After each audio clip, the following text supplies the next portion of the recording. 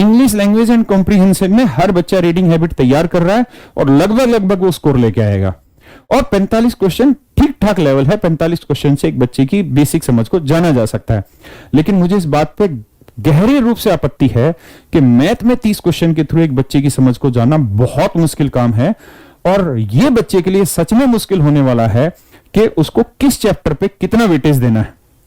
इसलिए मेरी आपसे आज भी यही रिक्वेस्ट रहेगी सभी से कि आप मैथ में हर चैप्टर को, कोई कह रहा है कि एडवांस कम रहेगा, कोई कह रहा है अरिथमेटिक ज्यादा आएगा, कुछ भी नहीं है। मैं एसएससी बहुत सालों से पढ़ा रहा हूं और एसएससी के रग रग से वाकिफ हैं कि किस तरीके से वो चेंजेस लाते हैं चीजों को। मेरे बच्चे जो पैटर्न है लगभग सेम पैटर्न रहेगा।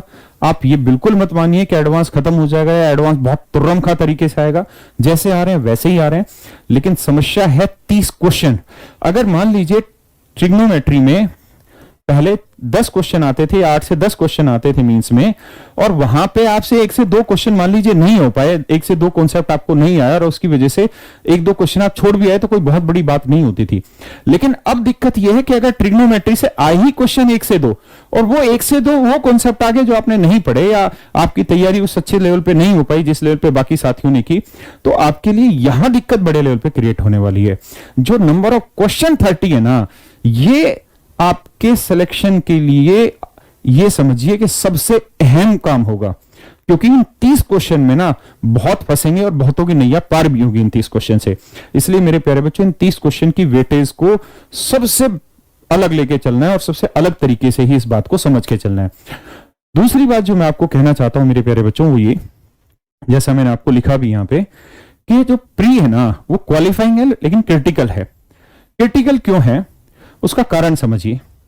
मेरे प्यारे बच्चों, आज से पहले क्या होता था? प्रीलिम्स होता था, मेंस होता था और उसका डिस्क्रिप्टिव होता था।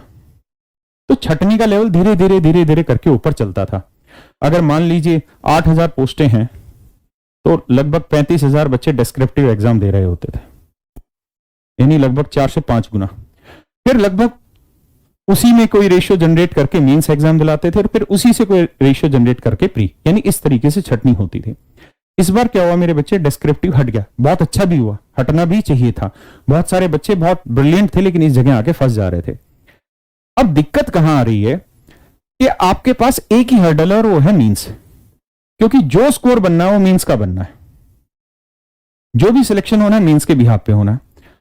और अगर मींस के बिहाफ पे होना है, और एक कंडीशन और जुड़ी हुई है मींस के साथ कि ये उन्होंने साफ साफ लिखा है कि सिंगल शिफ्ट में वो एग्जाम कंडक्ट कराने वाले हैं, यानी मींस एक ही शिफ्ट में होने वाला है। ऐसा नहीं है कि बहुत सारी शिफ्ट में मींस का एग्जाम हो रहा है। तो मेरे प्यारे बच्चों, अगर मींस एक ही शिफ्ट में होना है, एक शिफ्ट का मतलब एक मैथ का पेपर एक ही बार हो रहा होगा, ऐसा नहीं होगा कि कल भी मैथ का पेपर था आज भी मैथ का, ऐसे नहीं है। तो दिक्कत यह होगी कि इतना बड़ा इंफ्रास्ट्रक्चर सेट है नहीं कि वो प्री इतने बच्चों को क्वालिफाई करा दें कि चलो 5 लाख 6 लाख 7 लाख बच्चों को मींस दिला दें। शायद इसकी संभावना मुझे बहुत कम लगती है। और अभी भी उनका मींस का जो रेशियो लगभग 1,10,000 के आसपास है, और खूब हद करेंगे तो 2 लाख तक ही मींस के बच्चे क्वालिफाई कर लेंगे।